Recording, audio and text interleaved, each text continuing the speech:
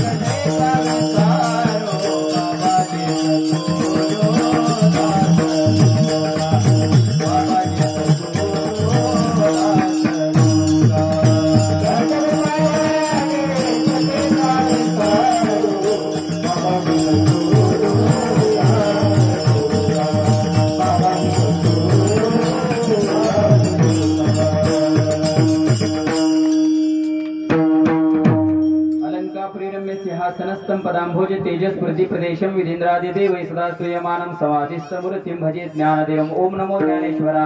करुणाकरा दयाळा. तुमचा अनुग्रह लादलो पावन झालो चराचरी. जयांची केली स्मरण होय सकळ विद्येचे अधिकरण. ती चिवन दुसरी चरण श्री गुरुचे ते नमस्कारोनी. आता आता बंधुरंग भूमिका कीर्तनी उभी होती लोका. ताळ मृदंग श्रोते देखा तया माझे नमन दंडवत. असो परम विख्यात जो जान ब्रह्मयाचा सुतो. नारद जान नाम तितिक्षुतयाचे चरणी नमन गा. जेने हा धर्म जितविलाची बळी तो संभाजी जान नवाळी. कावतरला जयाची पुढे तया छत्रपतीचे चरण कमळी. साष्टांग दंडवत करीत असो मस्तक माझा पायावरी.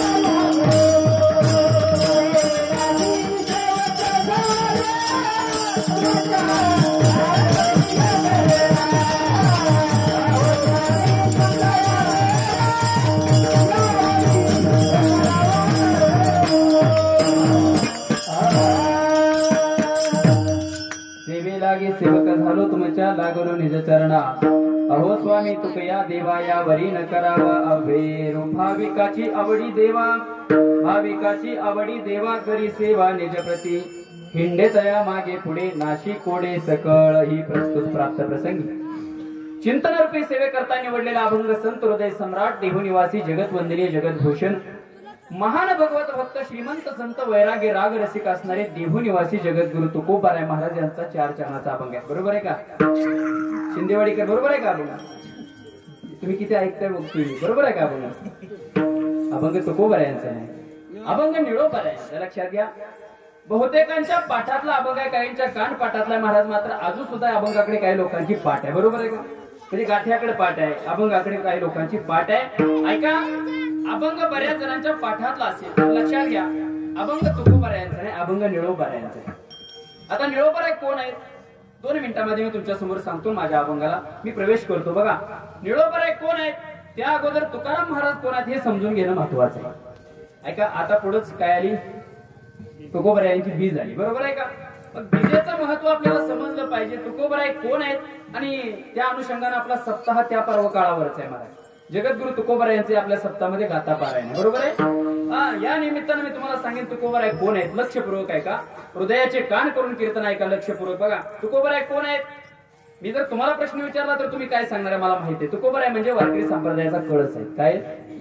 तुकोबाराय म्हणजे वारकरी संप्रदायाचा कळस आहे. तुका झाला से कळस भजन करा सावकाश.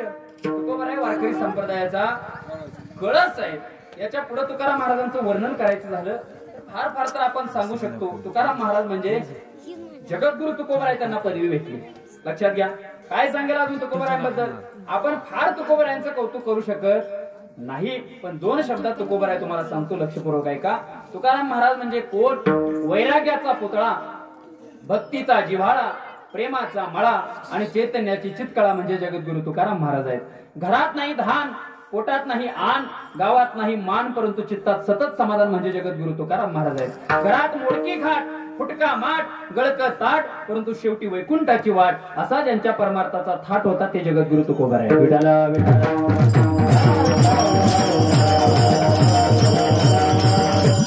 आणि अशा तुकोबारायांचे पट्ट शिष्य निळोबाराय महाराज. आता निळोबारायांचा अधिकार काय आहे? तुकोबाराय वैकुंठाला 3 वेळा गेले. लक्षपूर्वक ऐका माता गेले. तुकोबाराय वैकुंठाला 3 वेळाला गेले. ऐका, पहिल्यांदा गेले त्यावेळेस आपल्या मुलीला समजलं तुकोबारायांच्या. कोणाला? भागीरथीला समजलं. बाबा गेले कोण्या गावा, भागीरथी करी धावा. स्वतःच्या मुली करता तुकोबाराय वैकुंठावरून खाली आले. ऐका, दुसऱ्या वेळेस कोणा करता आले? 3 वेळेला तुकोबाराय वैकुंठावरून खाली आले. त्याची दुसरी वेळ आहे ते म्हणजे निळोबाराय. निळा म्हणे आम्ही न ओळखोजी देवा, तुकयाचा धावा करीत असे. तुकोबाराय निळोबारायांकरता दुसऱ्या वेळेला आले आणि तिसऱ्या वेळेला आले ते म्हणजे संत श्रेष्ठ जगनाडे महाराजांकरता आले. त्यातल्या दुसऱ्या स्थानावरती असणारे निळोबाराय त्यांच्याकरता तुकोबाराय खाली आले. म्हणून लक्षात घ्या, निळोबारायांचा अधिकार इतका मोठा आहे की तुकोबारायांना वैकुंठावरून त्यांनी खाली आणलं. महाराज विठाला विठाला.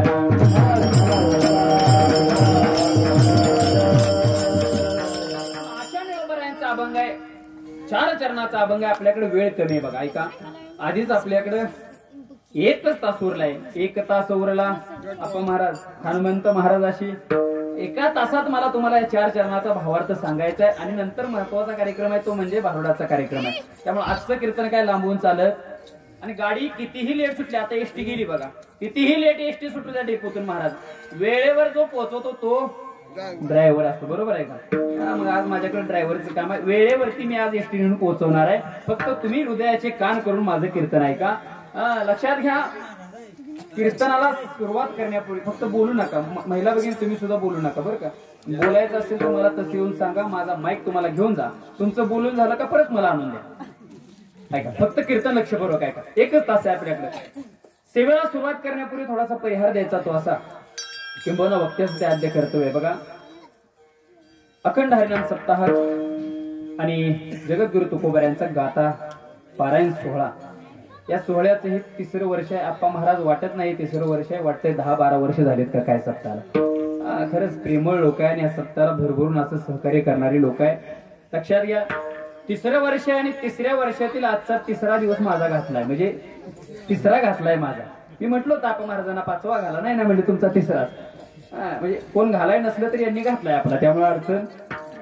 ऐका, तिसरा दिवस माझ्या वाट्याला आलाय आणि तिसऱ्या दिवसाची कीर्तनरूपी सेवा माझ्या वाट्याला. लक्षात घ्या, तुम्हाला सर्व शिंदेवाडीकर ग्रामस्थांच्या वतीने, घोरपडीकरांच्या वतीने ही सेवा माझ्याकडे आली. सुंदर असं नियोजन आहे, सुंदर असे गायक वादक सगळी मंडळी. मी जाताना तुमचं नाव घेणार आहे, तुमच्या सर्व बसलेल्या लोकांचं सुद्धा नाव घेणार आहे. सर्वांचे नावं माझ्याकडे आहेत, आप्पा महाराजांनी मला लिहून दिलेत. फक्त कीर्तन संपेपर्यंत तुम्ही बसलं तरच नाव घेणार आहे.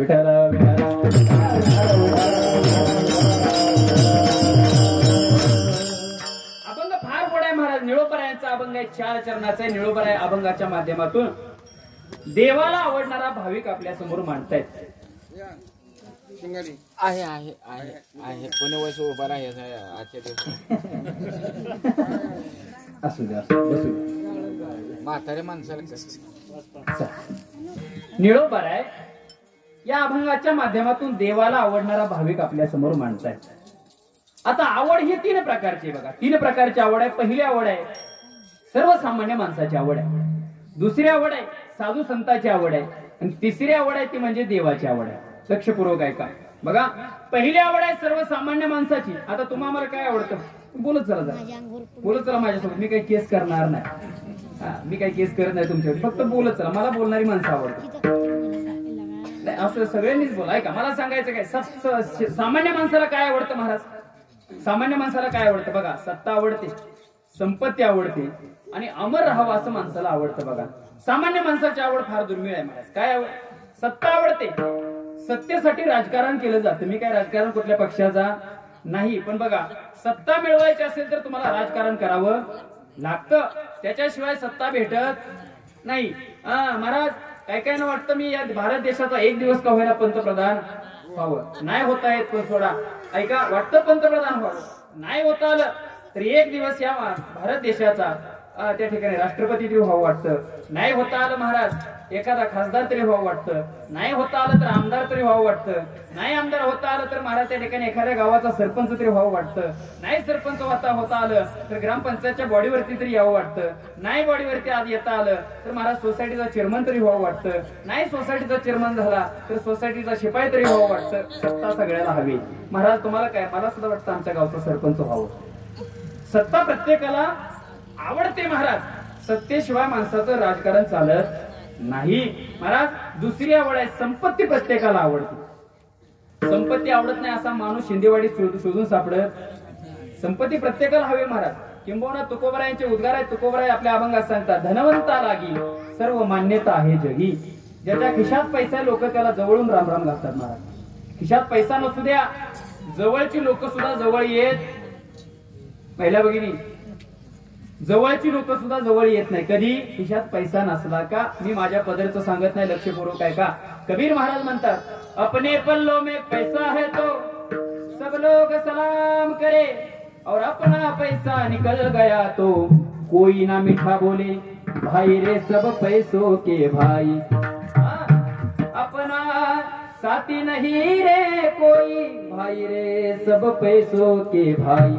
जे प्रत्येक माणूस हा पैशासाठी महाराज. मी प्रमाणानिशी बोलणारा महाराज आहे बघा. लक्षपूर्वक आहे का. महिला भगिनी, तुम्ही आता प्रत्येक दिवाळीला रक्षाबंधनला भावाच्या घरी जाता. का जाता? का जाता? बोलत सर, बोला. मला बोलणारी माणसं आवडतात महाराज. कीर्तनात गप बसायचं नाही. कीर्तनात चुकलेल्या फुलासारखं बसायचं नाही. सूर्यफुलाच्या फुलासारखं बसायचं. कायम टवटवीत. गुलाबाच्या फुलासारखं बसायचं. कसं? टवटवीत असलं पाहिजे. आणि कीर्तनात हसतमुख बसावं महाराज. का? ज्याला हसता येतं त्याला 4 माणसात बसता येतं. काय? ज्याला हसता येतं त्याला 4 माणसात बसता येतं. आणि पंढरपूरच्या वारीत कितीही गर्दी असते त्यात त्याला घुसता येतं महाराज. पंढरपूरच्या वारीत जायचं येड्यासारखं नुसतं हसायचं. माणसं म्हणते जाऊ द्या पुढे, येडाय जाऊ दे. हा फायदा आहे हसण्याचा. लक्षपूर्वक आहे का. काय सांगायचंय मला. बहीण कुठेपर्यंत भावाच्या घरी जाते. महाराजांनी गोड प्रमाण दिले महाराज. जोवरी चाले धंदा तोवरी बहीण म्हणे दादा. जोवरी चलन गा तोवरी म्हणे ती माझा. जोपर्यंत भावाच्या खिशात पैशाचा खळखळाट आहे, बागेचं चांगलं उत्पन्न आलंय, भावाच्या खिशात पैसा वाचतोय, तोपर्यंत बहीण काय म्हणते? माझा दादा आहे. आणि काय काय महिला भगिनी आता बघा भावाला जाते. आता जात संपलीच म्हणा, त्याचं नावच जात आहे. जात जे जातं त्याला जातं म्हणतात. पण पूर्वीच्या काळी जात्यावरती बसल्यानंतर महिला भगिनी फार गोड ओव्या म्हणायच्या महाराज. वाट चार वाट सरा काय बघू तू या खेड्याला आणि सोन्याचं कुलूप माझ्या बंधूच्या वाड्याला. गुर गुर गुर गुर गुर गुर चालू असत. बरोबर आहे का? आता सोन्याचं कुलूप असतंय का खरं त्या वाड्याला? असतंय का? सोन्याचं कुलूप असतंय का? मी एक जणाला विचारलं, का तुमच्या भावाच्या घराला सोन्याचं कुलूप आहे का? नाही नाही म्हटली, तसं काय नाही, सोन्या नावाच्या सावकाराचं कुलूप लावलंय त्याला. का तरी यानं कर्ज काढलं होतं त्याचं. सांगायचं काय लक्षात आहे का? कधीपर्यंत भावाचं प्रेम आहे, बहिणीचं प्रेम आहे? जोपर्यंत भावाच्या खिशात पैसा आहे, खिशातला पैसा संपू द्या, बहीण परत दिवाळीला लवकर येत नाही, रक्षाबंधनला हे आवर्जून जात नाही. म्हणून लक्षात घ्या, पैसा प्रत्येकाला हवाय, किंबहुना संपत्ती प्रत्येकाची आवड आहे महाराज. म्हणून दुसरी आवड आहे ती संपत्तीची, आणि तिसरी आवड आहे ती म्हणजे महत्वपूर्ण आहे, ती म्हणजे देवाची आवड आहे. तिसरी आवड कोणती महाराज? सत्ता, संपत्ती आणि अमरपणा. अमरपणा तिसरी आवड आहे महाराज. आता अमर राहायला प्रत्येकाला आवडते महाराज. आता कीर्तनालय लोक आहे माझ्या समोर बसलाय, कोणाला मरण यावं वाटतंय का? सत्ता द्या मंडपात मरण यावं वाटतंय का? वाटतंय का महाराज? नाहीच येणार महाराज. आपण काय एवढं भाग्यवान महाराज? सत्याच्या मंडपात मरण यायला सुद्धा महाराज पूर्वजांचं पुण्य असावं लागतं. लक्षात घ्या, मरण कोणालाही नको आहे. मागच्या 2 वर्षाचा 3 वर्षाचा काळ कशाचा होता? बोलत चला, कशाचा काळ होता? कोरोनाचा. कशाचा? कोरोनाचा. बरोबर आहे का? तुम्ही बोलत चला. तुम्ही म्हणाल महाराज मग तुम्हाला कशाला आणले? आम्हाला सगळं विचारताय, मग तुम्हाला कशाला आणले म्हणतात. तर मला कसं आहे, कीर्तन खेळीमेळी करण्याची सवय आहे. लक्षात घ्या, मागचा 3 वर्षाचा काळ होता कोरोनाचा. त्या कोरोनाच्या काळामध्ये प्रत्येकाच्या दारात एक संधी आली होती. केशव महाराज, प्रत्येकाच्या दारात संधी आली होती. कशाची? की मरायची आली होती का नाही? मरायची संधी प्रत्येकाच्या दारात आली होती महाराज. पण मराव कोणाला वाटलं का? नाही मराव वाटलं महाराज. लोक बॅगाच्या बॅगा घेऊन महाराज दवाखान्याच्या पुढे होते. काय? 2 मिनिटासाठी आमचा माणूस वाचवा. 2 मिनिटासाठी बॅगाच्या बॅगा पैशाचे घेऊन महाराज दवाखान्याच्या पुढे लोक उभा होती. नाही वाचू शकले महाराज. का? मरण ही आठवी गोष्ट आहे. मरण हे कोणाच्याही बापाला चुकवता येत नाही. तुकोबराय सांगतात, देह जाणार जाणारे यासी काळोबा खाणार. काळ प्रत्येकाला ग्रासलेला आहे महाराज. काळ प्रत्येकाला घेऊन जाणार आहे महाराज. कोण कोण याच्या तावडीतून वाचले का महाराज? कोणी वाचलेलं नाही महाराज. एक प्रमाण गोड आहे महाराज. आजा मेला पंजा मेला बाप मसला गेला, बाप मसला गेला, देखत देखत नातू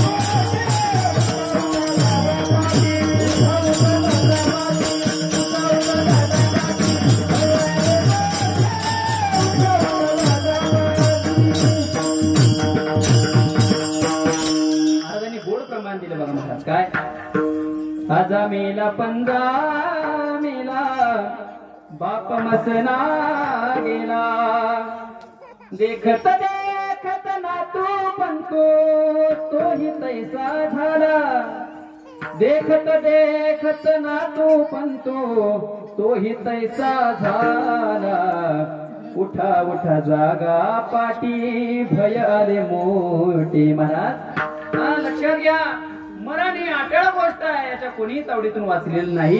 मराव कोणाला मराव वाटत नाही महाराज. काय झालं, एक ठिकाणी मावशी आता पुढे बसलाय तुम्हाला सांगतो. एका गावात मी असंच कीर्तनाला गेलो. कीर्तनाला गेल्यानंतर समोर बसलेल्या माणसांना सांगितलं, या गावातली माणसं 7 दिवसाच्या आत मरणार आहेत. काय सांगितलं? 7 दिवसाच्या आत मारणार आहेत.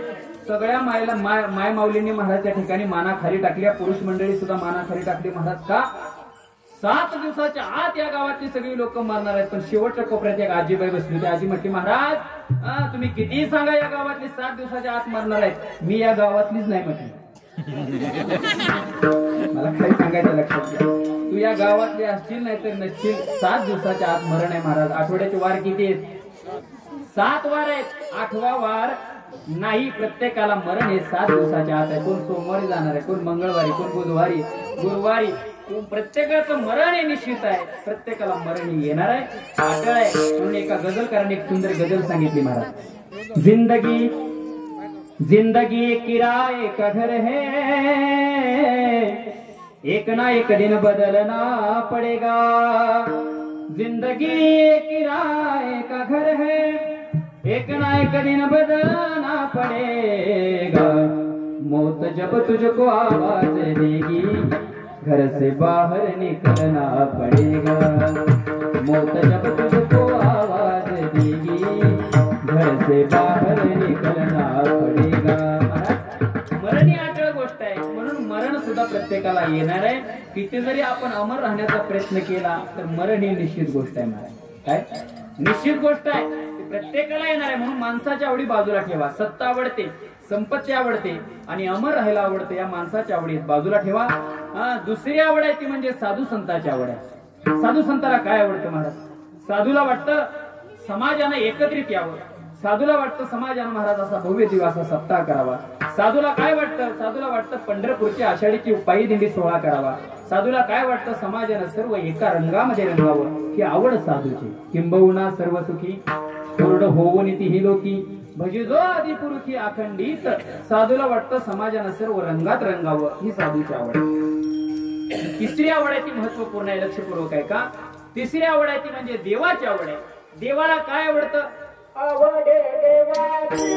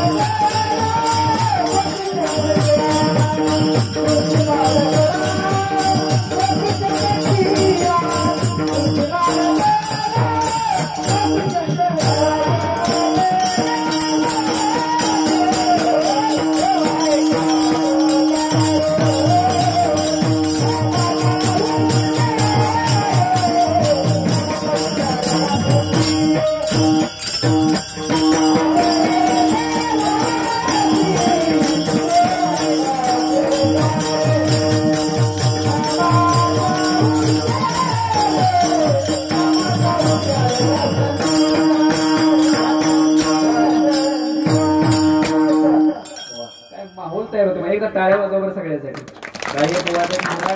परत परवा दिवशी ऐकायला भेटत उद्याचा दिवस मध्ये परवा काला झाला का हाला म्हणतात. मग काय परत आला का म्हणतात का आला, आता का आला झाला काला, आता महाराज तुम्ही हाला असं म्हणतात. पण हा 4-5 दिवस एवढा आनंद आहे महाराज, दुःख विसरल्यासारखं वाटतंय का नाही?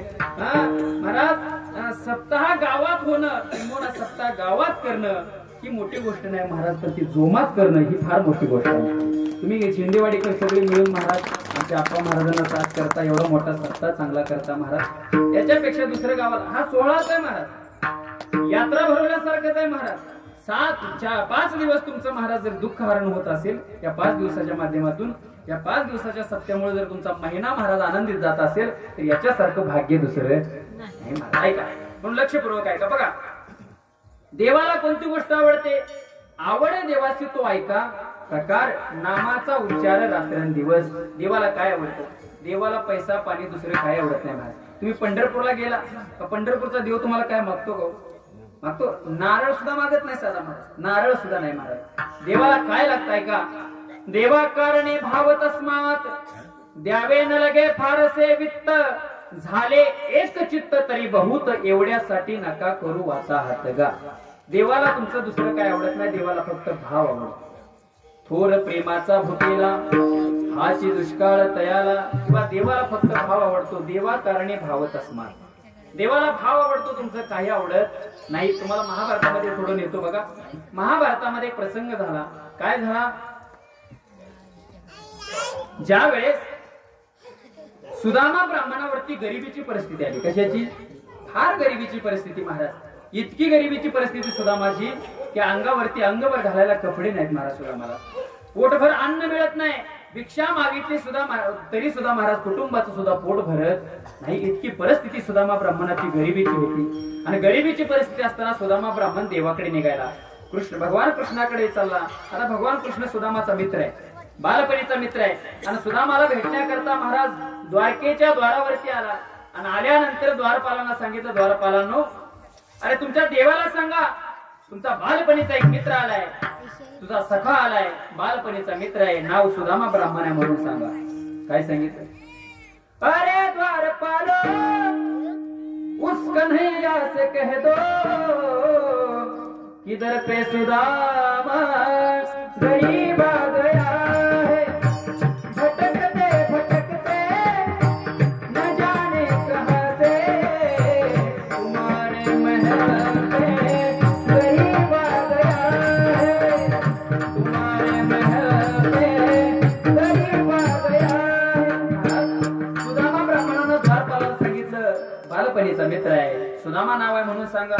द्वारपाल आत गेले. देवाला सांगितलं, भगवान कृष्णांना सांगितलं, देवा तुमचा कोणीतरी बालपणीचा एक मित्र आलाय, नाव सुदामा ब्राह्मण सांगतोय. सुदामाचं नाव ऐकलं देवाच्या डोळ्यातून अश्रूच्या धारा लागल्या. बालपणीचा मित्र आहे. सुदामाचं नाव ऐकलं देव देहभान विसरला. पायामध्ये खडावा नाही घातला, डोक्यावरती मुकुट नाही चढवला, पितांबर धारण नाही केलं महाराज. देव अनवाणी पायाने पळत पळत द्वारकेच्या द्वारावरती आला. आणि आल्यानंतर सुदामाला बघितलं महाराज काय मैत्रीचं प्रेम असावं. लक्षात घ्या, देवाच्या डोळ्यातून अश्रूच्या धारा लागल्या.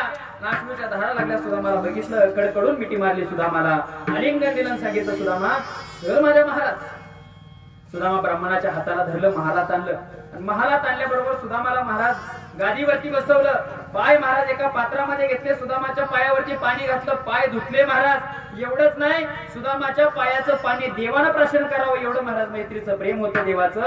आणि सुदामाला मुद्दामच देवानं विचारलं, देवा सुदामाला विचारलं महाराज, सुदामा अरे एवढ्या दिवसातून मला भेटायला आला, एखादी भेट वस्तू तर घेऊन आलाय का नाही? आता देवानं मुद्दाम विचारलं. सुदामा ब्राह्मणाने महाराज काय केलं होतं, 4 घरची भिक्षा मागून आणलेले पोहे एका धोतराच्या फाटलेल्या गाठीत बांधून आणले होते. पण देवाचा मोठा ऐश्वर्य बघितलं, एवढा मोठा महाल बघितला. सुदामा ब्राह्मण लाजला.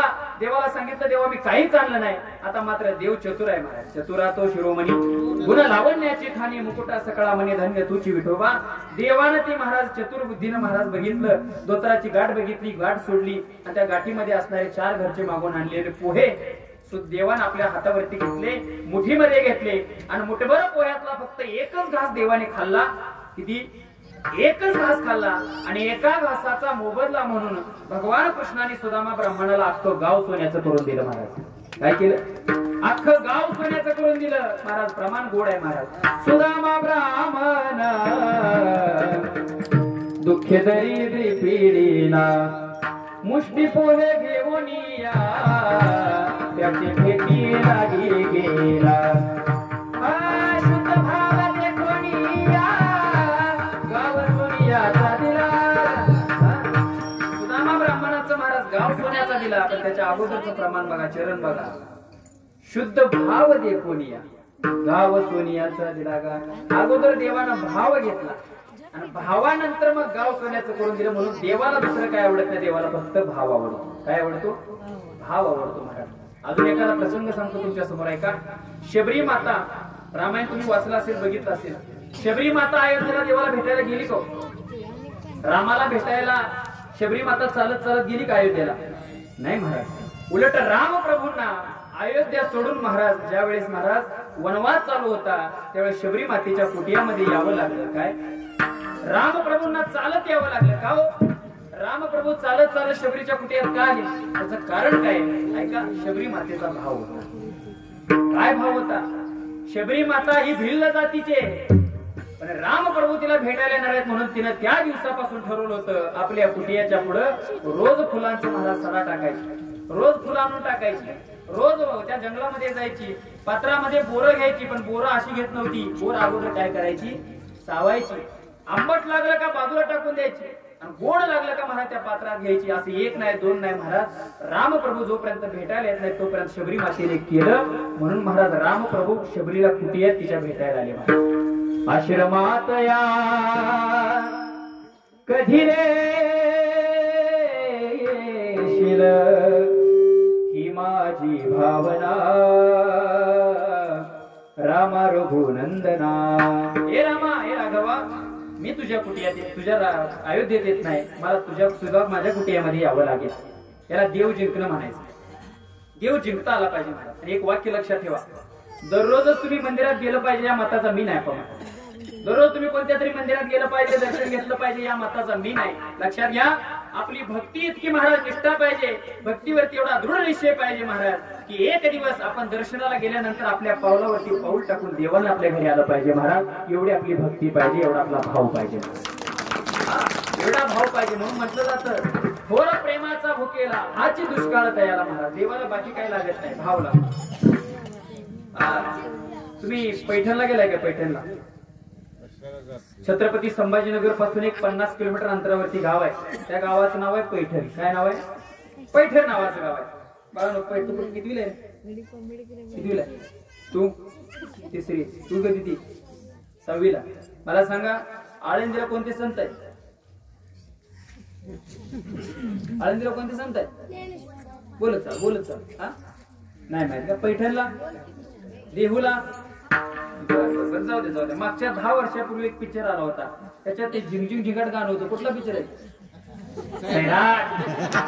हे सांगावं लागत नाही मला. ऐका,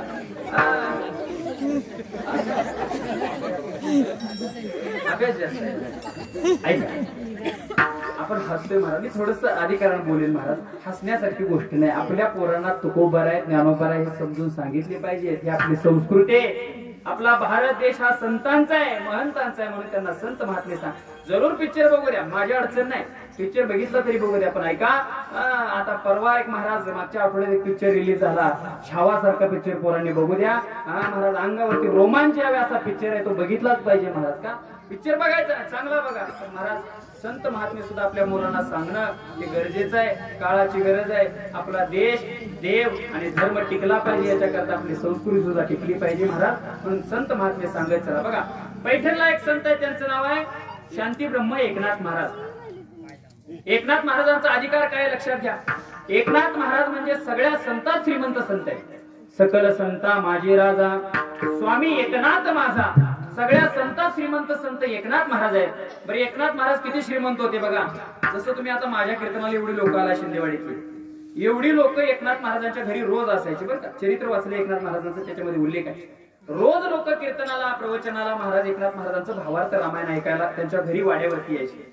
आणि आलेल्या लोकांना एकनाथ महाराज दररोज, बरं का शब्द लक्षात ठेवा, दररोज ऐकायला येणाऱ्या लोकांना दररोज एकनाथ महाराज 2 किलो हरभऱ्याची डाळ आणि 1 किलो गुळाची ढीप द्यायची. काय द्यायचे?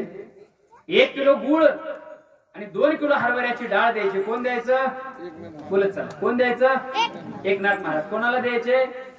ऐका येणाऱ्या लोकांना. बरं, रोज द्यायचे. लक्षात घ्या. तुम्ही म्हणाल हनुमंत महाराज तुम्ही सुद्धा आज 3ऱ्या दिवशी माझ्या आमच्या इथे गावात कीर्तनाला आलाय, असा काय डाळाचा आणि गुळाचा टेम्पो आणलाय का माझं? आम्हाला जमत का महाराज? आम्ही इथलाच गुळ खाऊन जातोय महाराज. आम्हाला ती जमत नाही. कारण एकनाथ महाराजांची श्रीमंती तेवढी होती महाराज.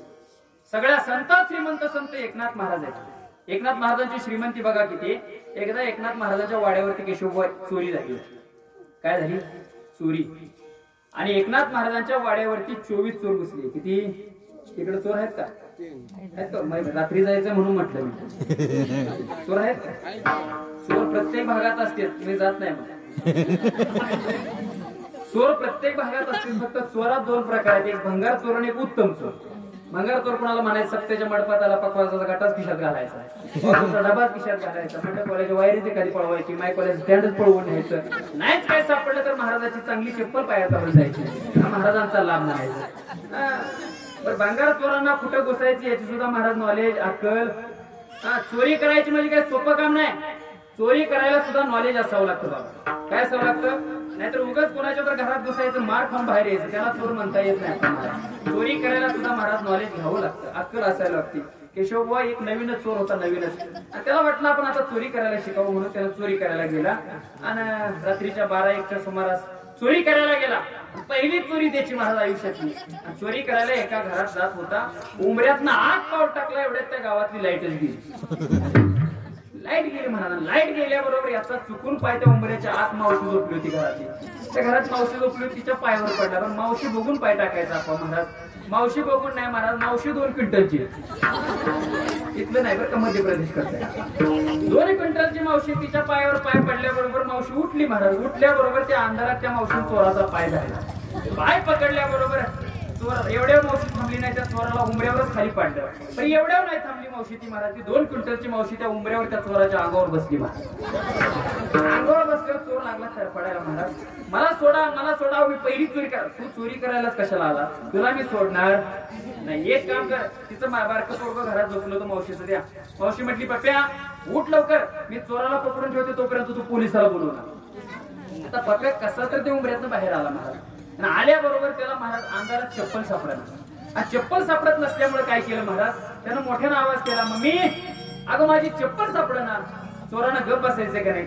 चोरानं गप बसायचं का नाही? चोर म्हणतो, राजा माझ्या पायातली चप्पल घाल, पण तुझ्या पायात घाल आणि लवकर पोलीस स्टेशनला जाणार, तरी हिच्या वजन माझा इथंच कार्यक्रम आहे. काय महाराज सांगायचं लक्षात घ्या. चोरी करायला सुद्धा महाराज प्रॉपर नॉलेज असावं लागतं. एकनाथ महाराजांच्या घरातली चोरी मी तुम्हाला सांगतोय, लक्षपूर्वक आहे का. एकनाथ महाराजांच्या वाड्यावरती चोरी झाली, त्यावेळेस चोर होते 24. आणि 24 चोरांनी महाराज एकनाथ महाराजांच्या वाड्यात उड्या टाकल्या आणि एकनाथ महाराजांची संपत्ती लुटण्याचा प्रयत्न केला. गाठोडे बांधले, 24 गाठोडे तयार झाले. आणि झाल्यानंतर असं झालं, स्वतःचं गाठोडं स्वतःला उचलायला जमलं. उचलायला येणं एवढं भरलं त्यांनी महाराज. उचलायला येणं, मग काय करायचं? शेजारच्याचा आधार घेतला. 2 नंबरच्या चोराने 1 नंबरच्या चोराच्या डोक्यावर दिलं उचलून. तिसऱ्यानं दुसऱ्याच्या डोक्यावर उचलून लागितलं. चौथ्यानं तिसऱ्याच्या, 5व्यानं चौथ्या, महाराज 6व्यानं 5व्याच्या, असं उचलून देत देत देत महाराज 23 चोरांच्या गाठोडे 23 चोरांच्या डोक्यावरती आली महाराज. किती? 23 गाठोडे 23 चोरांच्या डोक्यावरती आली. आणि 24 नंबरचा चोर तसाच राहिला. का राहिला असेल बरं? काय राहिला? हुशार असेल बरं. त्याला गाठोडं उचलून द्यायला कोणी नव्हतं. 25वा चोर नव्हता. ऐका, आपल्या भारतामध्ये असं आहे, एखादा खायला लागला तर त्याला खाऊ द्यायचं नाही. काय? आपणही खायचं नाही, दुसऱ्यालाही खाऊ द्यायचं. तसं त्या चोरानं महाराज 23 जणांची गाठोडे डोक्यावर आलेली बघितली, यानं मोठ्यानं आवाज करायला चालू केला. काय?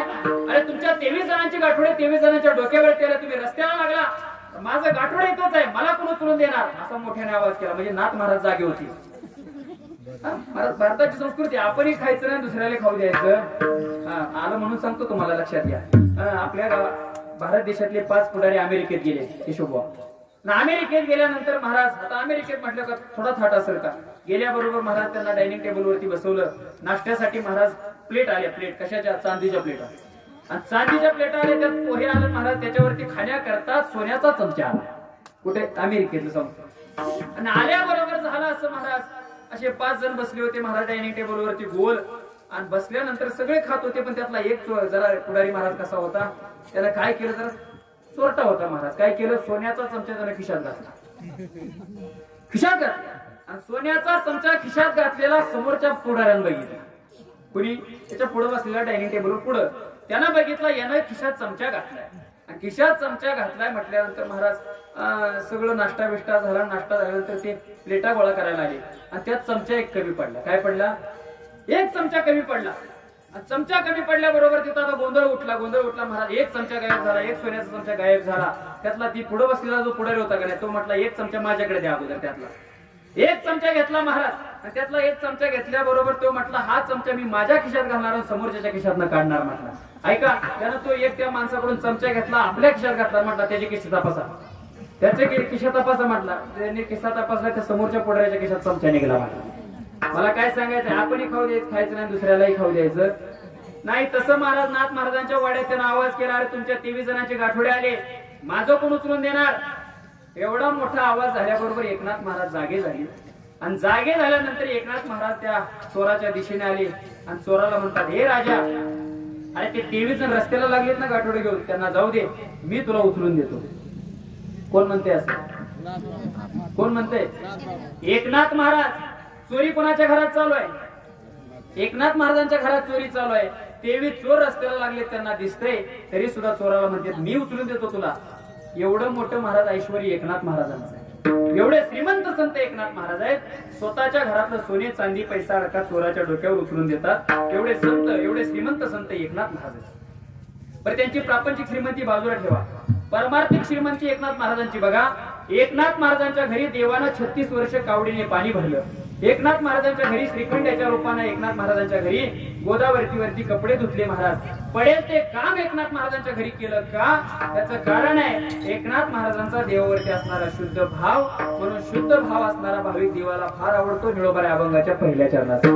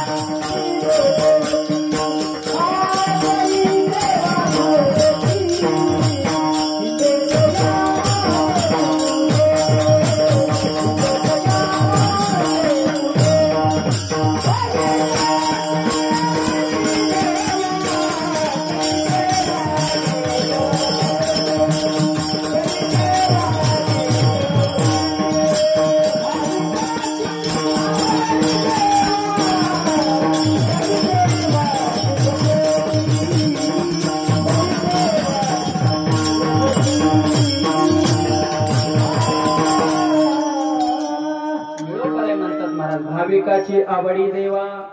देवावरती शुद्ध भाव असणारा भाविक देवाला आवडतो. आता आम्ही भाविक कोणाला म्हणतो बघा, सप्ताहातला 8 ते 10 असं कीर्तन आहे. पावणे 8लाच कीर्तनात येऊन बसणार, सप्ताहात येऊन बसणार, मंडपात येऊन, आणि आल्यानंतर महाराज खांबाला टेकून जागा बघणार. खांबाला टेकून बसणार महाराज, आणि खांबाला टेकून बसलं का महाराजाकडे एकदा लक्ष, एकदा लोकांकडे लक्ष, एकदा टाळकऱ्याकडे लक्ष, एकदा वादकाकडे लक्ष. पाठीमागच्या लोकांना वाटतं त्याला कीर्तनातलं जास्त कळतंय. बरं एवढ्यावर थांबत नाही. महाराज या ठिकाणी पंचपदीला आले का महाराज स्वरात आहे का बेसुर आहे याचा विचार करणार. महाराज नेमका दिसायला कसा आहे याचा विचार करा. आता इथं लाईटी लावल्यात म्हणून बरं मी दिसत नाही अंधारात तसा, कारण कलरच ब्रँड आहे माझा तसा. महाराज कसा आहे, महाराज स्वरात आहे का बेसुर आहे. महाराजांनी एखादा छोटासा विनोद केला की स्मित हास्य करणार. महाराजांनी मोठा विनोद केला की खदा खदा हसणार. महाराजांनी एखादा गंभीर प्रसंग सांगितला गंभीर चेहरा करणार. एखादं राजकारणाचं काय सांगितलं का पुढ्यासारखं दाईड बसणार. लोकांना वाटतं याला कीर्तनातलं जास्त कळते. पण एवढ्या नाही थांबत. महाराजांनी घेतलेला अभंग हातावर लिहून घेणार. एकदा अभंगाकडे, एकदा महाराजाकडे, एकदा अभंगाकडे, एकदा महाराजाकडे. लोकांना वाटतं याला जास्तच कीर्तनातलं नॉलेज आहे, जास्तच कीर्तनातलं कळतं. पण असा भाविक लक्षात ठेवा, कीर्तन संपायच्या अगोदर 5 मिनिटं उठून जातो, आपली जुनी तिथंच ठेवतो आपण महाराज, आणि नवी पायात जातो, घरी जाऊन निवांत झोपतो महाराज. याला आपण भाविक म्हणतो महाराज. भाविक कोणाला म्हणायचं? चला पंढरपूरला. पंढरपूरला एक भाविक होऊन गेले, त्यांचं नाव आहे प्रेममूर्ती नामदेव महाराज. किती भाविक होते महाराज. नामदेव महाराजांच्या कीर्तनात स्वतः देव नाचायचा महाराज. नामदेव कीर्तन करी देव नाचे.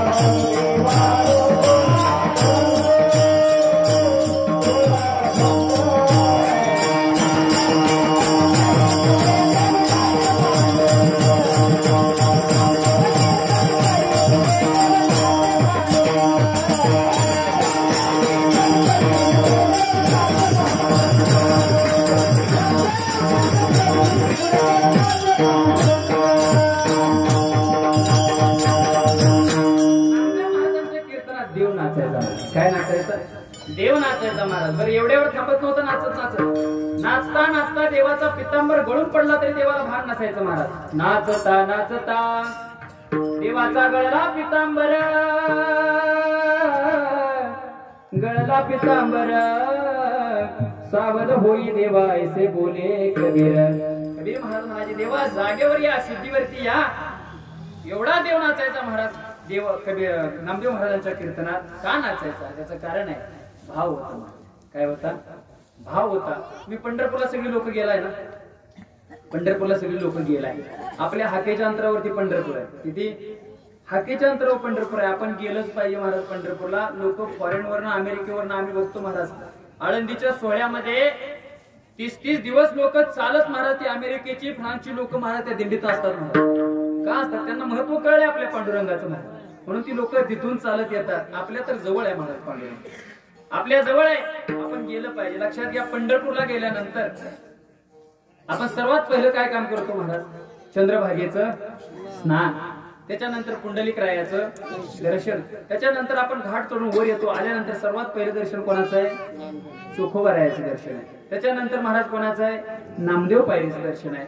आणि मग नामदेव पायरीचं दर्शन झालं का मग आपण देवाकडे मार्गस्थ होतो महाराज. मग मध्ये अनेक प्रकारचे दर्शन आहेत. गणपती बाप्पाचं दर्शन आहे. पुढे गेल्यानंतर महाराज अनेक दर्शन आहेत. पुढे आपण दर्शन घेत जाऊ. लक्षात घ्या, त्या मंदिरामध्ये पांडुरंगाच्या अगोदरच एक दर्शन आहे. ते दर्शन घेतल्याशिवाय आपल्याला पुढे जाता येत नाही. कोणाचं दर्शन आहे ते? संत कानोपात्रेचं दर्शन. कानोपात्रे सारख्या महाराज, तिला काय म्हटलं गेलं? एका वेश्येची मुलगी म्हणतात ती. कोणाची मुलगी? एका वेश्येची मुलगी कानोपात्र आहे. पण तिला पांडुरंगाच्या जवळ महाराज स्थान दिलं देवानं. का दिलं? त्याचं कारण आहे. हे गाणं तुम्ही ऐकलं असेल. त्या दर्शन खाली घाटावरून आपण वर येताना आजूबाजूला दुकान आहेत. कशाची? पेड्याची, बुक्काची, गंध्याची, अनेक प्रकारची माळाची दुकान आहेत. आणि त्या दुकानामध्ये आता नवीन सिस्टीम आहे. एक टीव्ही ठेवला जातो, त्यात कॅसेट टाकतात. दिवसभर गाणी चालू असतात महाराज महेश महाराज. दिवसभर गाणी. येण्या जाणाऱ्या भाविकांच्या कानावरती गाणी ऐकायला पडतात. त्यात एक गाणं महिला मंडळी तुम्ही ऐकलं असेल. भक्त पुंडलिकासाठी उभा राहिला विठेवरी, धनी मला ही दाखवाना विठुरायाची पंढरी. ऐकले का? गाणं ऐकले नाही? बोलत चला की काय केस करत नाही मग अशी म्हणते. बोलत ऐकले ना? महिला मंडळी अजून एक गाणं निघलं होतं बघा. चांदना चांदना झाली रात, विठुरायाची पाहत होते वाट. ऐकलं ना? अजून एक गाणं, अजून एक गाणं नवीनच ऐकलंय. हॅलो पांडुरंग बोलतो. पांडुरंग फोनवर काय गाणं निघतील मला? गाणी ऐकायची ना माणसानं, चांगली गाणी ऐकायला. काय गाणंच ऐकायचं, चांगलं गाणं ऐकावं, जेणेकरून आपल्याला काहीतरी त्यातून घेता आलं. फार छान गाणी आहेत महाराज. वासुदेवाची ऐकावानी जगात नाही राम रे, दाम करी काम येड्या दाम करी का.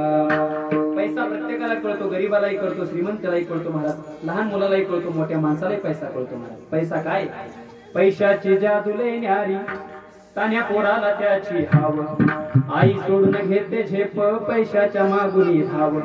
जन्मापासून सारी माणस, जन्मापासून सारी माणस त्या पैशाची गुलाम रे, दाम करी काम येड्या दाम करी काम. सुंदर सुंदर गाणी ऐकायला भेटतात महाराज.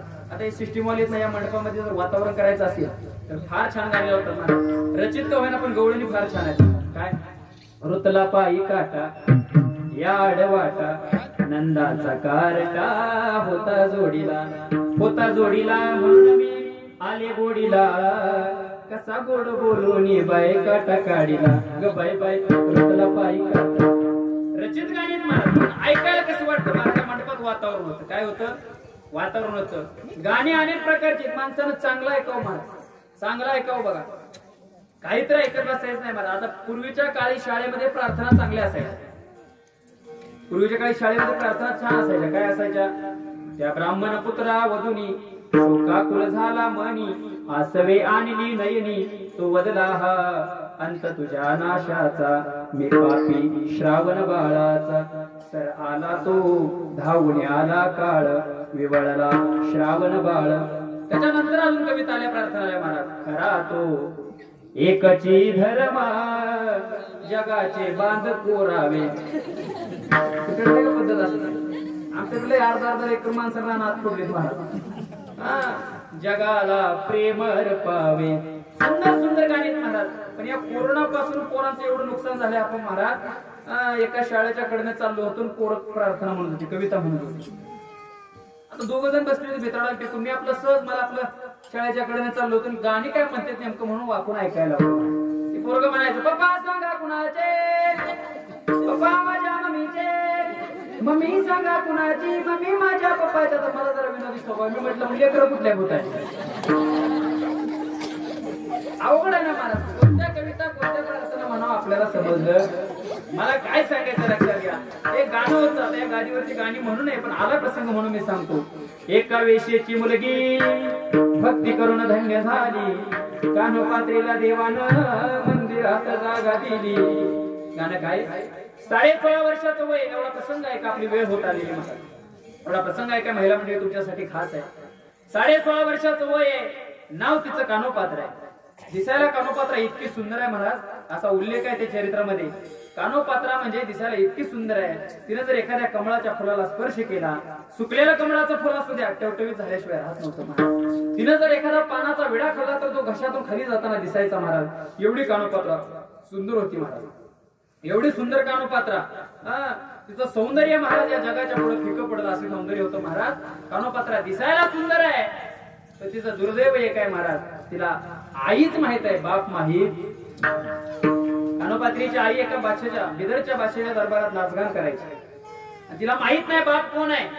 मंगळवेड्यातली सगळी लोक चिडवायची, हिचा वेशीच्या पोटी जन्म झालाय, अपवित्र कुळात जन्म झालाय. लोक सगळी मंगळवेड्यातली चिडवायची.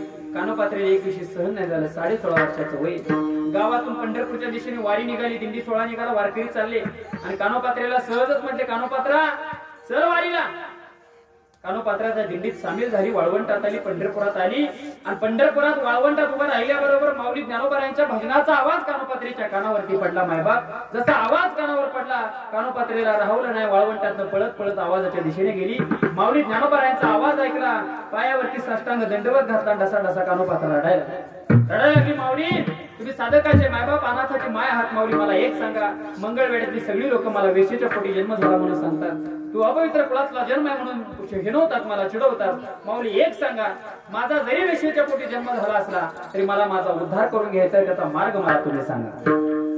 आणि मार्ग सांगा म्हटल्यानंतर ज्ञानोबारांनी सांगितलं, कानोपात्रा उठ, तुला मी मार्ग सांगतो. एक काम कर, ज्या मंगळवेड्यात तुला लोक चिडवतायत ना, त्या मंगळवेड्यात आता परत माघारी जाऊ नको. उरलेलं आयुष्य तुझं पंढरपूरमध्ये घालव, शेवटचा श्वास पंढरपुरात सोड. एवढं सांगितलं माऊलींनी. आणि महाराज कानोपात्रीने माऊलीचं ऐकलं. विश्वास तो करी स्वामीवरी सत्ता, सकळ भोगिता होय त्यांचे महाराज. धन्य कानोपात्रा झाली भाग्याची. काय झाले, बेटी झाली ज्ञानदेवाची. ज्ञानोबारायांची भेट झाली. कानोपात्रेचं आयुष्य धन्य झालं मायबाप. कानोपात्रा पंढरपुरात राहिली. रोज दर्शनाला जायची, माघारी यायची. रोज दर्शनाला जायची, माघारी यायची. पण एक दिवशी प्रसंग असा झाला, विना मंडपामध्ये विनेकरी बाबा उभे होते. आणि विनेकरी बाबांना काहीतरी अडचण आली. सांगितलं, कानोपात्रा हा विना तुझ्या गळ्यात घे, मला थोडस बाहेर जायचं. कानोपात्रीने तो विना गळ्यात घेतला. मायबाप सुंदर स्वरात लावला, भजन करायला लागली. भजन करता करता कानोपात्रा नाचायला लागली. नाचणारी कानोपात्रा, गाणारी कानोपात्रा, सुंदर दिसणारी कानोपात्रा. त्या काळचं हे पंढरपूर आहे ना, कर्नाटकच्या ताब्यात होतं. बिदरचा बादशाह त्या ठिकाणी बादशाह होता. आणि त्या बादशाच्या सेवकांनी बघितलं कानोपात्रीला, सुंदर नाचते, सुंदर दिसते, सुंदर गायनही करते. जर या कानोपात्रीला पकडून आपण आपल्या बादशाच्या दरबारात नेलं तर बादशाला किती आनंद होईल. म्हणून त्या लोकांनी आदेश काढला, कानोपात्रीला पकडून आणा. जो कोणी कानोपात्रीला पकडून आणेल त्याला इनाम दिला जाईल म्हणून सांगितलं महाराज. पंढरपुरात अख्ख्या बातमी पसरली. बघता बघता कानोपात्रीच्या कानावर बातमी आली. आणि कानोपात्रा ढसा ढसा रडायला लागली. म्हटली, मला माऊलीने सांगितलं की उभं आयुष्य तुझं इथं घालव, शेवटचा श्वास तुझा देवाच्या पायावरती घालून सांगितलं. कानोपात्रा पळत पळत देवाकडे चालली. दर्शन बारीतून कानोपात्रा देवाच्या गाभाऱ्यात आली. आणि गाभाऱ्यात आल्यानंतर शेवटचे एकदा कानोपात्रीने डोळे भरून महाराज देवाकडे बघितलं. डोळे भरून देवाकडे बघितलं आणि आपलं डोकं देवाच्या पायावरती ठेवलं. मायबाप जसं डोकं पायावरती ठेवलं, कानोपात्रीने आपला जीव देवाच्या पायावर सोडला, प्राणत्याग केला. कानोपात्रीने जीवन सोडून दिलं महाराज देवाच्या पायावरती. ब्राह्मण लोक गोळा झाली. मुलगी कोणाची बाजूला हटवण्याचा प्रयत्न केला. कानोपात्रीचं प्रेत खाली पडलं. प्रेत खाली पडल्याबरोबर ब्राह्मण लोक म्हटली, मुलगी कोणाची रे. आणि शोध लागला की एका वेश्येच्या पोटी जन्म झालेली मुलगी, मंगळवेड्याची मुलगी, वेश्येच्या पोटी जन्म झालाय. ब्राह्मण लोक म्हटली हिनं देव वाटवला. काय म्हटले? चरित्र आहे म्हणतात, देव वाटवला. पण त्याच मंदिरात एक विद्वान ब्राह्मण होते, त्याचं नाव आहे अनंत शास्त्री. त्या अनंत शास्त्रींनी सांगितलं मी तुमचं कोणाचं ऐकणार नाही. मध्यरात्रीला देव जे मला सांगेल तेच मी करणार. कानोपात्रीचं प्रेत समोरच्या गाभाऱ्यात ठेवलं आणि मध्यरात्रीला त्या झोपलेल्या अनंत शास्त्रींना विठेवरच्या अनंतानं आवाज दिला. माय बाप, हे अनंता रे, हे अनंता रे, हे अनंता, तुझं मी सांगत असे अनंता, पाहे पा कानोपात्रा पवित्र. हे अनंता, या जगात कानोपात्री सारखी पवित्र व्यक्ती असू शकत नाही, वस्तू असू शकत नाही. म्हणून या कानोपात्रीची समाधी माझ्या उजव्या हाताला बांधा. तुम्ही आज ही पंढरपूरला गेला तर महाराज कानोपात्रीची समाधी कोणत्या हाताला आहे? देवाच्या उजव्या हाताला आहे. का हो? कानोपात्रीचा देवानं फक्त शुद्ध भाव बघितला. ती कोणाच्या कुळात जन्म आली बघितलं नाही, कोणाच्या वेश्येच्या पोटी जन्म झाला बघितलं नाही. देव फक्त भाव बघतो. अंतकरणात भाव शुद्ध असेल ना, देव तुम्हाला जवळ केल्याशिवाय राहत नाही. म्हणून भाव शुद्ध असला पाहिजे. बघा म्हणतात भाविकाची आवडी देवा, बरी सेवा निज प्रती. मग अशा भाविका करता देव काय करतो? निळोबा अभंगाच्या दुसऱ्या चरणात सांगतात.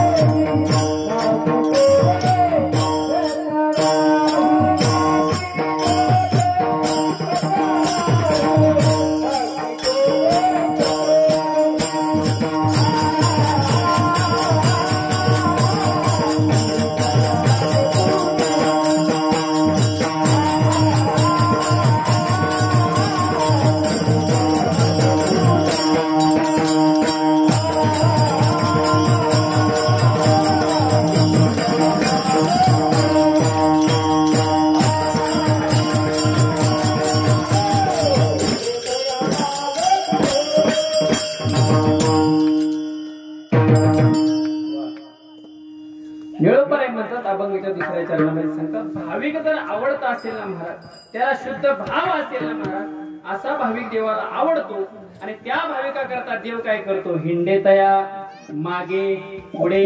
आता सरळ सरळ सांगतो महाराज, आपला वेळ होत आलाय.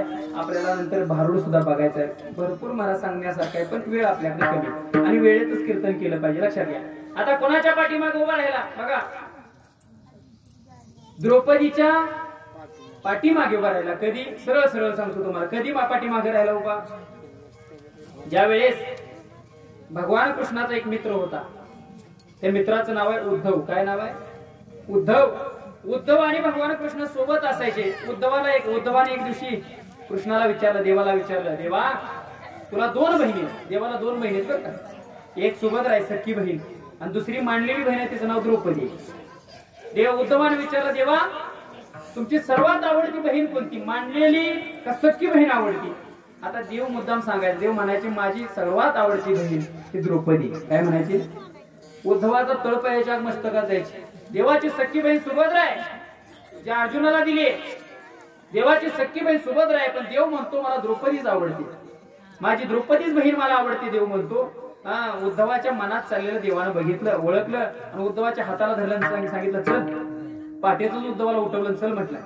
पाट्याच उठवल्याबरोबर उद्धवी सोबत आले महाराज, आणि सुभद्रा ताईच्या घरापुढे आले. सुभद्रा ताईचं दार वाजवलं. आता त्या काळची सुभद्रा ही पहाटे 4ला उठत होती बरं का. पहाटे 4ला त्या सुभद्रा उठायच्या. आताच्या सुभद्रा पहाटे 9ला उठतात. 9ला म्हणजे त्यांना पहाट 9ला झालेली असते. महाराज सुभद्रा पहाटे उठली होती. महाराज उठल्याबरोबर देव म्हणतोय, सुभद्रा अगं मला फार भूक लागली, काहीतरी खायला दे. आता सुभद्रा म्हटली देवा काय याड लागले का काय, एवढ्या पहाटे पहाटे कुठे स्वयंपाक होत असतो का? नाही नाही मला फार भूक लागली, काहीतरी खायला दे. मग आता सुभद्रा सख्खी बहीण आहे, देवाला सांगितलं एक काम कर, घरात जा, काय फळं सापडतात का बघन खा. आता देवानं उद्धवाला घेतलं बरोबर, महाराजांनी चल म्हटल्या किचन मध्ये नेलं, सफरचंद हातात घेतला महाराज.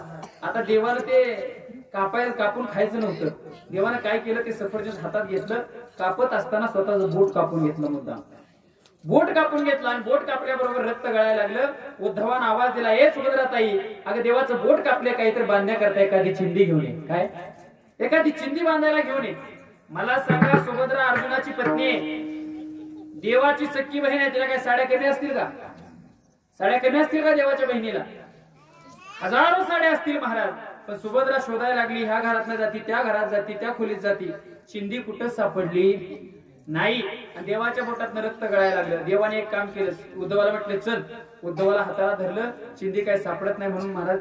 तोपर्यंत सकाळ झाली होती आणि द्रौपदी आंघोळ करून तुळशीला पाणी घालत होती, डोक्यावरती पदर घेतला होता.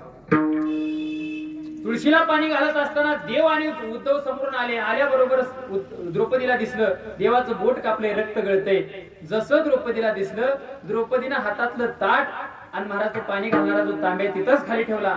वळत आली, देवाचं बोट धरलं, सांगितलं देवा काय करून घेतलं, बोटातून रक्त गळायला लागलं. उद्धवान सांगितलं द्रौपदी नुसतं विचारू नको, घरात एखादी चिंदी बांधायला, रक्त फार गळते देवाचं. द्रौपदीने विचार केला, लक्षपूर्वक आहे का, द्रौपदीने विचार केला, मी घरात जाणार, एखादी चिंदी सापडणार, शोधणार, नाही सापडली तर पळत येणार, एवढ्या वेळात देवाचं रक्त किती व्हायला जाईल, किती रक्त गळेल. म्हणून द्रौपदीनं जो डोक्यावरती पदर घेतला होता तुळशीला पाणी घालता, तो पदर खाली घेतला. पदर खाली घेतला आणि पदराकडून साडी फाडायला लागली. कोण? द्रौपदी. उद्धवानं परत हात धरला आणि सांगितलं, ए द्रौपदी, तुला काय शास्त्र विस्त्र माहित आहे का नाही? जोपर्यंत बाईचा पती जिवंत आहे, स्त्रीचा पती जिवंत आहे, तोपर्यंत तिनं पदराकडून साडी फाडू नाही. पदराकडून साडी फाडू नये महाराज. आणि साडी फाडू नये महाराज हे शास्त्र सांगितल्याबरोबर द्रौपदी म्हणते, ए उद्धवा, अरे सगळं शास्त्र मला माहित आहे, माझे तर 5 पती जिवंत आहेत, मी पदराकडून साडी का फाडेन, मला शास्त्र माहित आहे. पण ज्याच्यामुळे माझे 5 पती जिवंत आहेत ना, त्या महाराज देवा करता मी माझी पदराकडून साडी फाडते, त्याला चिंदी बांधण्याकरता मी साडी फाडते, दुसरं कोणासाठी नाही. आणि याचाच फायदा द्रौपदीला कधी झाला, नुसती चिंदी फाडली महाराज, त्याचा फायदा झाला वस्त्रहरणाच्या वेळेस. फक्त चिंदी बोटाला बांधली तर द्रौपदीच्या वस्त्रहरणाच्या वेळेस महाराज देवानं द्रौपदीला साड्या पुरवल्या महाराज. म्हणून द्रौपदीच्या पाठीमाग अर्जुनाच्या पुढे रथावरती उभा राहिला. म्हणून हिंडे तया मागे पुढे, नाशी पुढे सकळही. अशा भाविका करता देव काय करतो, घरी दारी वसे हरी, विश्वांबरे भाव ज्या. तुमचा भाव असेल तर तुमच्या घरादारात सुद्धा देव राहतो, निळोबाराय म्हणतात. पण एवढंच नाही, काही साधकांनी निळोबारायांना प्रश्न केला, निळोबाराय तुम्ही एवढ्या उशीर झालं सांगताय महाराज देवाला भाव आवडतो, शुद्ध भाव असेल तर देव जवळ करतो, पण आम्हाला थोडीशी शंका येते. लोक निळोबारायला म्हटले आम्हाला थोडीशी शंका येते. निळोबाराय म्हटले आतापर्यंत सांगितलेली जी उदाहरणं आहेत, जी प्रकरण आहेत, याच्यावरती शंका घेऊ नका, कारण जे काय आहे ते सत्य आहे. भाव शुद्ध असेल तर देव तुमच्या पाठीमागे येतो, नवे नवे, याच्यावरती शंका घेऊ नका. निळोबाराय अभंगाच्या शेवटच्या चरणात सांगितले.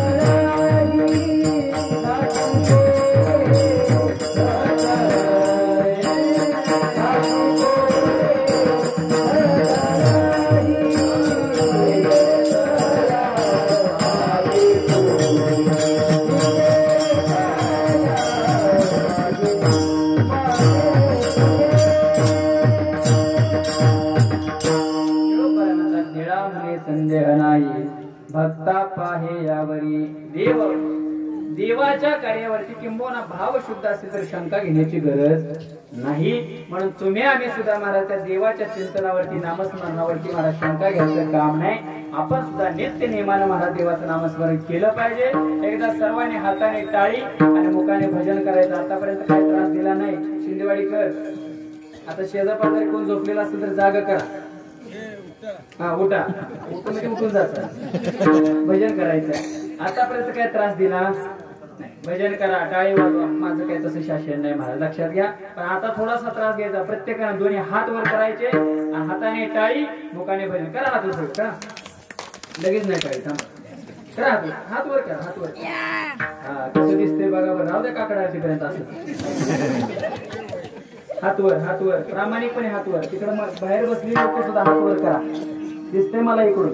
हा, आणि प्रामाणिकपणे हात वर का करा म्हणतो त्याचं कारण आहे. मंडपात बसलेले लोक जर हात वर नाही केला प्रामाणिकपणे आणि मंडप सोडून बाहेर गेला काय झालं, मी जबाबदार राहणार नाही. त्यामुळे आधीच सांगतो, भजन प्रामाणिकपणे करायचं. हाताने टाळी, मुखाने भजन. विठोबा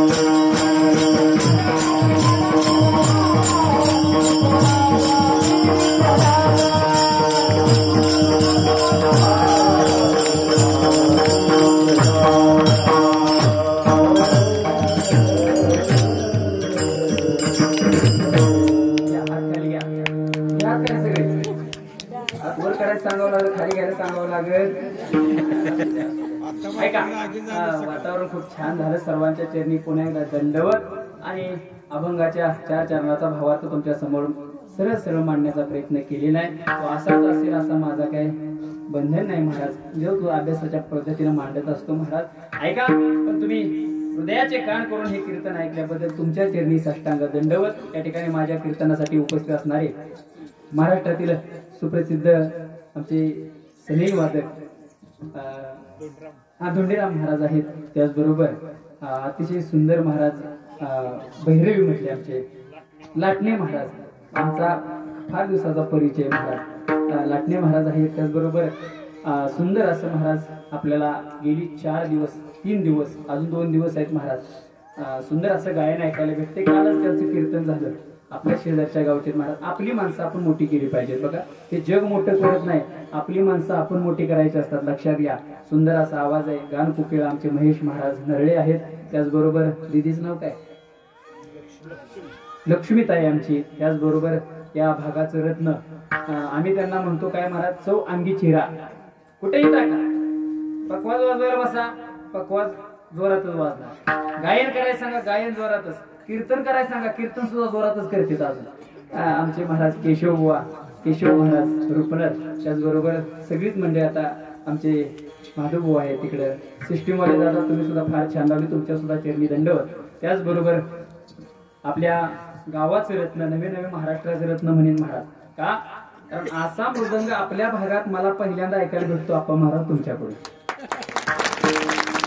आपल्या भागात नव्हे, आमच्या खालच्या पट्ट्यात तर मला मृदंगच ऐकायला चांगला भेटत नाही महाराज. उगा गणप्या कुंभार दुखतंय खोट. फार छान मृदंग वाजवला आपल्या आप्पा महाराजांनी महाराज. आणि हे सगळं नियोजन करतात, सप्ताह चांगलं करतात. त्यांना असंच सहकार्य करा. आणि हा भविष्यात सप्ताह महाराज उत्तर मोठा मोठा होत जावा ही इच्छा करतो भगवान परमात्म्याच्या चरणी.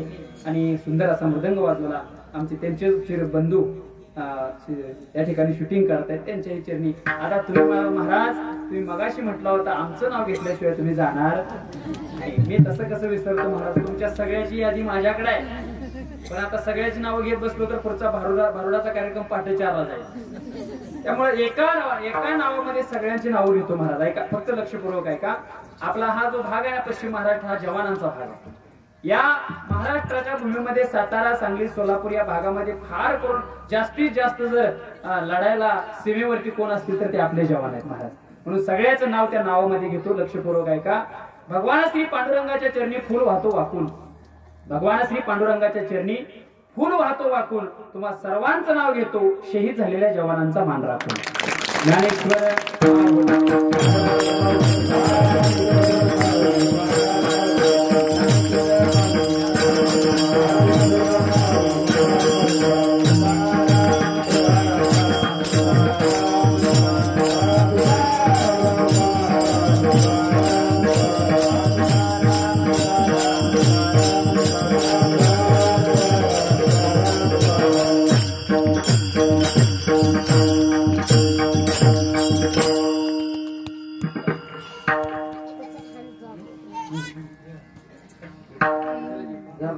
जय जय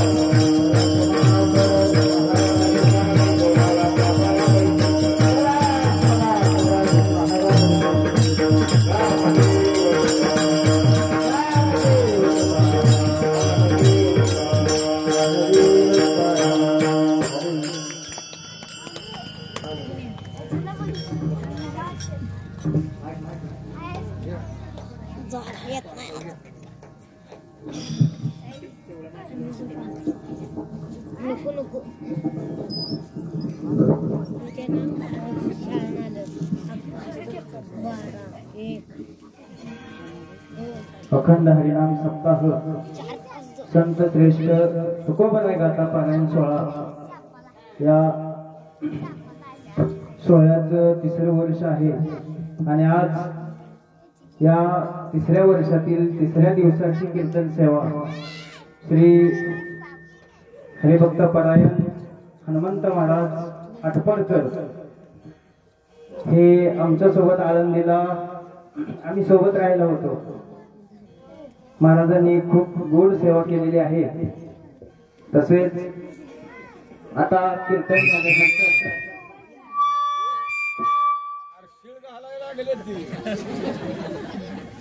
आता लगेचच 5 मिनिटांमध्ये आरती झाल्याच्या नंतर महाराष्ट्रातील एक सुप्रसिद्ध भारुडकार संदीप मोहिते यांचं आत्ताच आगमन झालेलं आहे. यांचा आणि आपल्याच गावचं वैभव असणारे मच्छिंद्र महाराज शिंगाडे यांचा जुगलबंदी भारुडाचा कार्यक्रम होणार आहे.